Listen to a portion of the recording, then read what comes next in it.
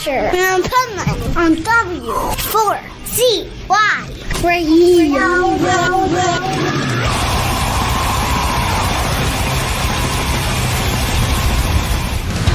To get to the cream of the crop is gonna take a mood out of body. It's an eyes on and long, and I'm still a hottie. This is the Pipeman here on the Adventures of Pipeman W4CY Radio, and I'm very excited about my next guest because we go way back.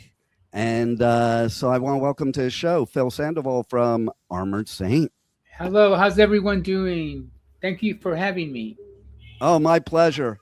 And I got to tell you, it's pretty cool. You got this new album out, and I totally relate to Emotion Factory Reset. And I read what you kind of said about it, and I loved it because I'm also a motivational speaker, and I'm a big believer of it's not what happens to you, it's what your attitude is towards it.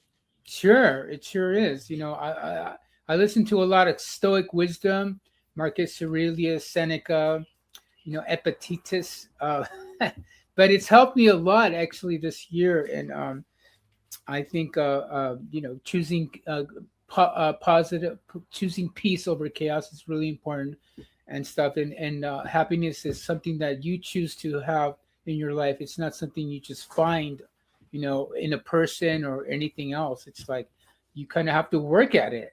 Yeah. You know what I mean? And totally. And as we get older, I think it's important to live a fulfilling life, you know, because the past is gone and the future, you know, you have no idea what's going to happen, you know. Exactly. And in a way, Emotion Factory Reset, it's kind of like the world kind of needs a factory reset. Totally. Kind of like with everything that's going on in the world. And that's kind of like what the meaning of that is for me, you know. So that's what we're giving the world, is this plate of amazing music, and hopefully that can reset your mind to something more positive. I love it. And it's so true too.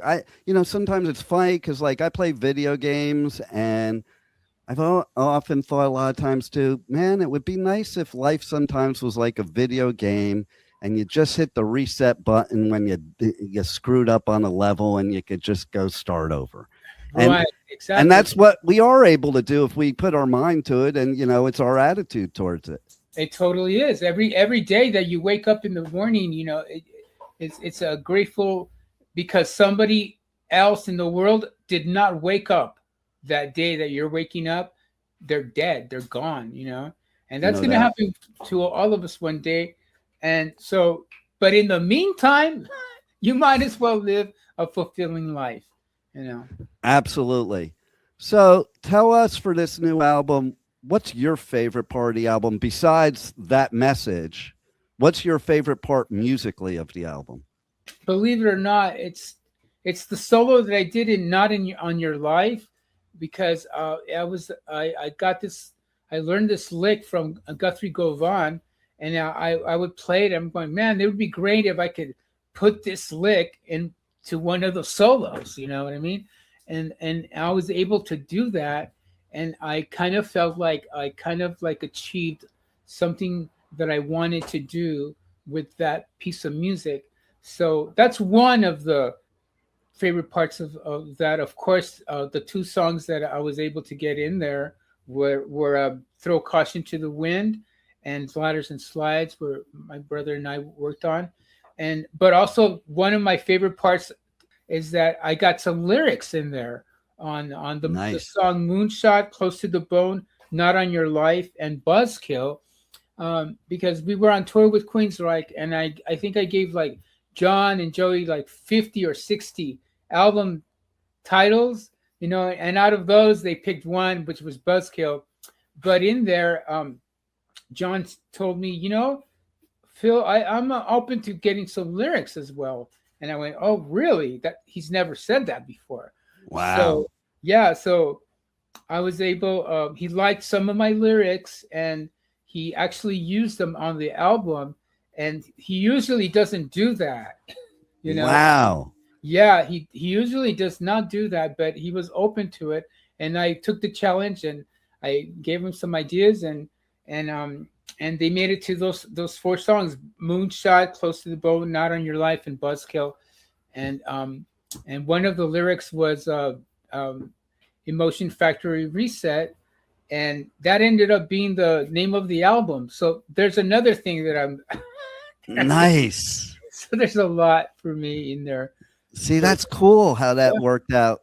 And like, it must feel great after like all these decades to be contributing in ways that you probably didn't contribute to before. Right. Because our first album was all of us together, David Pritchard, rest in peace, and all of us 5 and stuff, doing it the old-fashioned way. But all the lyrics were from John, but come 2026, some of the lyrics in those songs come from my ideas and stuff, and it's not an ego thing or nothing like that. It's just what is present of mind right now and what happened, and I'm very much appreciative of that. I love it, and it is something you should be proud of, because I think as a musician, you do want to evolve and you do want to experiment and do different things, especially when you've been doing it as long as you have. Yeah, and that's something different. I mean, so I feel good as a musician and as a guitar player and stuff, that I was able to contribute more than just this good solo or a rhythm part and stuff, and it actually went above that. You know what I mean? Nice. Yeah.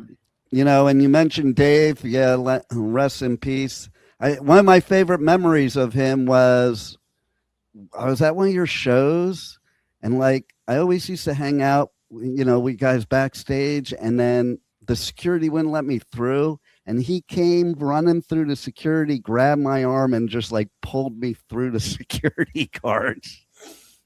He was the nicest dude. That is Dave right there in a nutshell. He broke barriers, he broke rules. You know what I mean? It's like an incredible musician, artist. He drew. He was very creative. He could play Eruption on the piano, which was pretty amazing. Everybody's playing it on the guitar, but check this out. I went to it one time, and he goes, "Check this out." He starts playing Eruption on the piano. I'm like, That's wild. That's wild. In 2026, I just started playing the piano. I actually picked it up, and really, I'm just barely like learning the notes and everything, just because it's different than the guitar, and I kind of want to see how all this like comes together.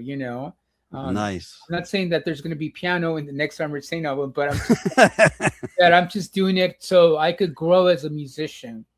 Yeah, totally. And I think it probably would make you a better guitar player too, on top of it, because it's just a different part to add to it, Yeah. And I think Eddie Van Halen, I know that he goes, I never like learned how to read music and stuff, but I mean, he sure played piano first, and then he won competitions, the Long Beach piano competition. He won that.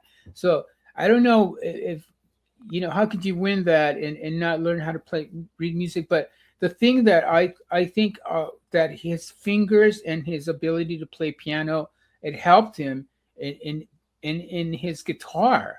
Yeah. I'm just hoping that helps me too. And the most important part is that you have fun doing it, because being a musician, that's the part. Like everything else is probably not so much fun. The playing and doing that's the fun part. Yeah, that's the fun part. That is the aspect of just doing that is the joy, and creating and stuff like that. That's the joy. You know what I mean? Totally. Mm-hmm. Totally. And so one story, good or bad, in your whole career in music, what would you say it would be? Would be like when we opened up for the Scorpions in '91, and they had that hit with the whistling, and being in a stadium full of 20,000 people whistling that, and me like looking up, and they were whistling so much that there was air coming towards us. Wow. We're all like looking. And that moment, it was all dark, and they all had their lighters on, and they were whistling that part. And the Scorpions treated us like kings, you know. Song is Winds of Change. Winds of Change. Yeah. That song, Winds of Change. That moment right there was where I felt just completely like out of spirit, like, you know. And I kind of got me a little emotional because it was like a beautiful moment that I'll never forget. See, that's what I love to hear, stuff like that, because that's what makes it all worthwhile, doesn't it? Yeah. Yeah. So tell us a little bit about what got you started in music, period. Like what, and who started first, you or Gonzo? Like who started, or did you do it at the same time when you were little kids? I think Gonzo did first. Gonzo was friends with John and Joey, but what started me was Jimmy Page and Ace Frehley. I remember in junior high school, Joey was playing the guitar. David Avila, rest in peace, was the local guitar hero, and John sang, and Gonzo played drums. And they did this thing in junior high school, and I was sitting there and I'm going, man, that's fucking cool. I want to be part of this, you know? And so I started kind of taking the guitar a little bit more serious. I think I was like 15.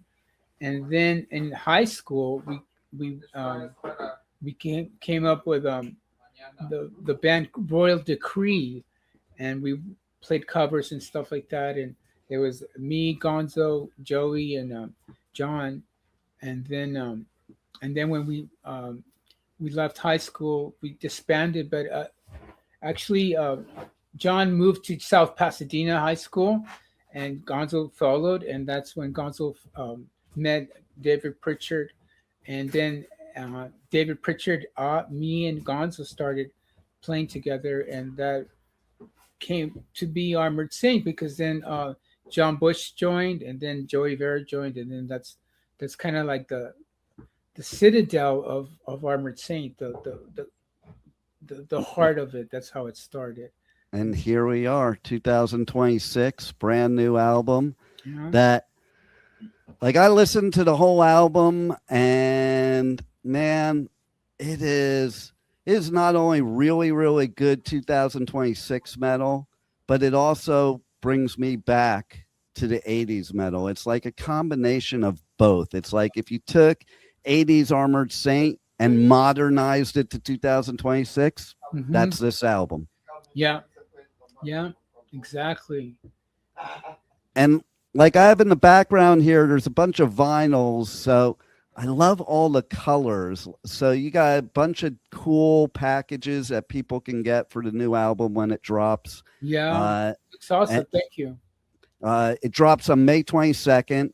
Right. And through Metal Blade Records. So funny, because it's how I got to your first show, because like it's funny. I said something to Brian a few years ago about this, about how he was like that. I said he was a brilliant marketer. And he's like, I was just a record store clerk, because me and my friends used to go to Oz Records, and he would go, here, check this out.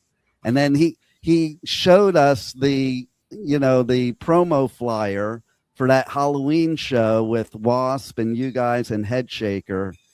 And we just looked at him like, oh, we got to go to that show. And, there it is. The rest is history. I know. And it's incredible how Brian Slagle was keen to tap into the Metallica, the Armored Saint, the Rat, the Marty Friedman was even in there. And, yep. And also a lot of these bands that he kind of like helped get on record first, became something, and one of them became the biggest heavy metal band of all time, which is Metallica. Right. And I was at their first show ever because of Brian Slagle. Wow. So Brian Slagle deserves some kind of mention in the Metal Hall of Fame somewhere in the world. No doubt. We wouldn't be talking right now, I think, if it weren't for Brian Slagle, because I probably wouldn't be here, and who knows where metal would be. I know. Look at that. He's still helping us, although Joey is married to the president now, which is Tracy Vera. Yeah.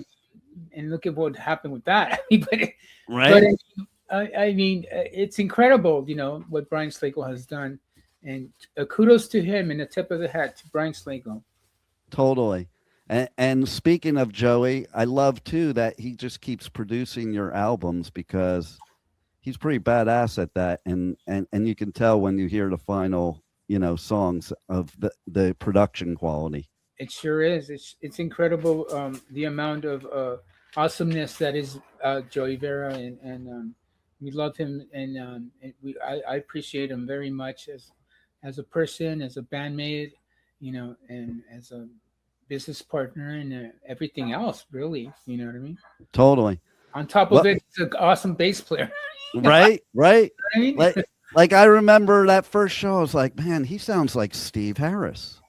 Swear to God, that's what I thought back then, and still holds true. Sure. So thanks for giving us new music here in 2026. It's badass. Everybody has to, the record drops May 22nd. You got to get Emotion Factory Reset. Man, it is killer, I'm telling you. And we appreciate you guys, you and everybody in Armored Saint. And thank you for giving us this great music and positive attitude for all these years. Thank you, the Pipe Man. Thank you. And get your Emotion Factory Reset, and get yourself reset. Yes. Positivity.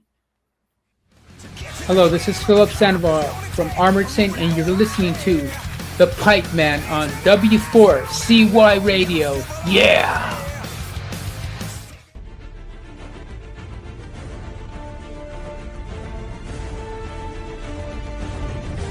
Thank you for listening to the Adventures of Pipe Man on W4CY Radio.